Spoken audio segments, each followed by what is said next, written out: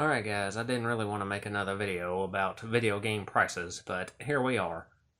So, I've got three topics I want to touch on here, one of which is old news, but I didn't talk about it at the time, so I thought, why not throw it in here.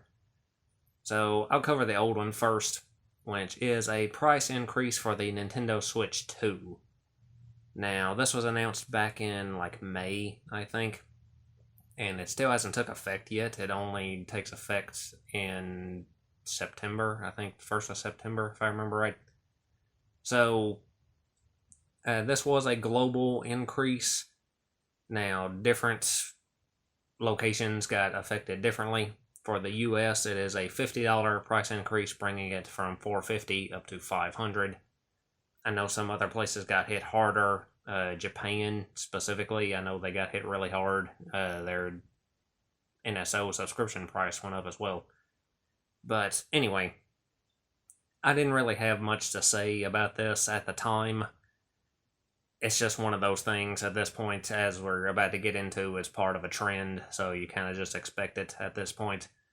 This one I don't think is as egregious as the last Nintendo price hike, since that one was on the Switch 1, which it still boggles my mind that they raised the price of a console that's on the way out anyway. So that one felt like a bigger slap in the face to me than this one did.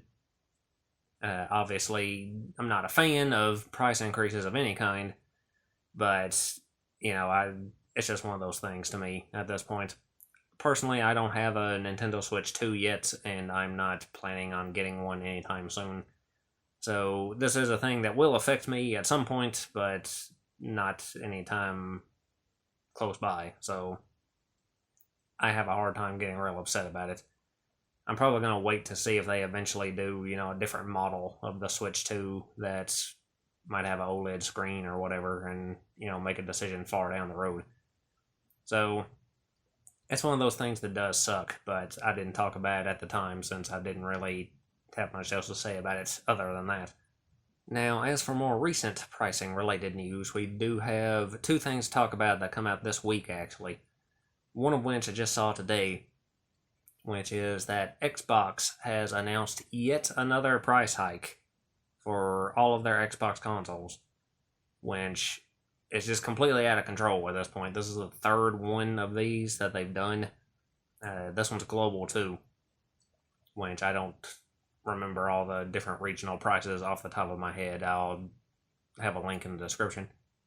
But for the US, the standard Xbox Series X model that has already been jacked up twice from $500 to $650 is getting yet another $150 increase, bringing the price of this thing all the way up to $800, which is absolutely insane for hardware that is as old as it is. Now, of course, there's the whole talk about the reasons behind it and my AI data centers and all this nonsense. I have no interest in getting all red-faced and pretending to be having a meltdown about fucking AI. So, I don't really care why this is happening at this point. The simple fact is, I'm not gonna pay this price. I don't have a Series X. I did want one. I've pretty much given up on it at this point. I didn't want to pay the $500 for it. I've said that before in my other videos mouthing about prices. I didn't want to pay the $500. I sure didn't want to pay the $650, and I damn sure ain't paying the $800. So, buried deep in my ever-growing backlog, I do have a few physical Xbox games that are the smart delivery thing, where it's playable on Xbox One or on Series X. I was hoping to eventually get a Series X and play those on that, but at this point, I'm pretty much just going to say fuck it and just play those on the Xbox One I already have, and not even worry about a Series X at this point. The main reason I wanted one of those consoles at all was mostly for collection reasons anyway. I like collecting consoles. I like having that, piece of video game history. But I ain't paying $800 for a piece of nothing. So that's pretty much out the door at this point. I was hoping to, maybe still eventually get one if I could get a deal or something. Which I'll still keep my eyes open for deals and stuff. I think Walmart even has them on sale right now. But short of some miraculous deal coming through, I'm not even gonna prioritize even attempting to get one of these things. So they've lost me at this point. Xbox is out of their mind. I understand that costs are up, and I can understand the reasoning behind it, but you are in a deep third place, and this is not going to help you at all. I know some people have had a little more hope for Xbox lately since they've had the change in leadership over there. They got, what's her name, the Indian chick running things now. And she's had some sort of softball victories lately. Mostly minor stuff. The biggest thing was probably lowering the cost of the Xbox Game Pass subscription, which I'm against the whole Game Pass concept entirely, since I don't favor renting my games. If anything, I wish they would go back to having a tier where it's just paying for the online and not getting any free games involved in it at all. If they had a super cheap option where you could just get the online multiplayer, that would be nicer for me. Or, stop charging people for online multiplayer at all, which of course we know isn't going to happen. But anyway, she did lower the price of the Game Pass subscription. It is still higher than it was the last time they jacked it up, but they just went from jacking it up a lot to jacking it up just a little. So, that's better, I guess. But beyond that, most of the recent Xbox victories have been kind of minor, superficial stuff. And now we got this massive L for them again, coming in with this massive price increase for their consoles. So I still do not see good things for Xbox's future. I know they're laying off a bunch of people and various developers and stuff, and people are all pissed about that as well. But $800 for a 6-7-year-old console at this point is completely insane. I can't even remember what the price is off the top of my head for the Series S now. I think it's the same price that the Series X was at launch, which I have no interest in a Series S anyway, other than maybe to do the dev mode emulators or whatever, turn into an emulator machine. Other than that, I'm a big physical game collector, so I have no interest in the Series S to begin with. But this does not bode well for Xbox. I know they're already talking about their next-gen console, their Project Helix, whatever the fuck. I don't even want to think about what kind of prices that thing is going to be if they end up launching it, before things calm down in the tech sector. So I have no interest in paying these prices for a Series X. I have no interest in paying whatever exorbitant price they have for a Helix at this point. Again, the only reason I even really wanted this thing was for collection purposes. I can't think of a single actual game off the top of my head that is Series X exclusive that man, I have to get this console to play whatever. Everything that I could possibly want on that console is available elsewhere, pretty much. So I'm probably just going to go that route and get whatever titles I were interested in for it on other platforms. But anyway, the last little news bit I did want to talk about here is the obligatory thing to talk about. It's all anyone's talking about right now. Grand Theft Auto 6. Since we did finally get pre-orders open for that game this week, and we did get pricing details, which is something people have been waiting a long time for. There's been a lot of speculation about. There's been a lot of rumors about. There's been a lot of nonsense about. I know some people were predicting this game costing potentially upwards of $100, $110 for the base version, which fortunately it's not quite that bad. But we did get confirmation this week that the base version of GTA 6 is going to be $80. Now, in addition to that, they are going to have an Ultimate Edition, which comes with more in-game content. It is all in-game stuff. It's not anything physical extra coming with it, like an art book or figures or anything like that. But they do have a Ultimate Edition that is going to be going for $100. So they sort of played it safe here. I think they kind of did the thing that a lot of companies has been doing for years now, where they have the base version of the game at a somewhat average price, and then they have another fancier edition that comes with DLC and whatever for a jacked up price.